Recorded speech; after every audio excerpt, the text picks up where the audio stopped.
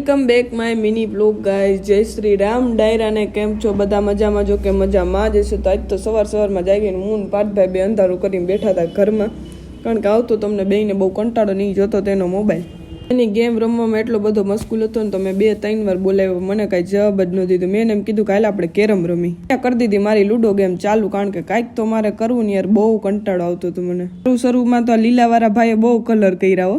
આપણે ધડાધડ એની કુકરી ઉડાડીને આપણે થઈ ગયા આગળ. આપણાથી કંટાળીને એને પછી ગેમ જ મૂકીને લીવ થઈને વયા જ ગયા. ખબર હે ને બધાને, મને લાગે જાગતા હોય ભૂખ, એટલે આપણે બે ગયા હતા 4 રોટલી ને પાપડ ખાવા. આપી દીધો તૂટેલા કપમાં રસ.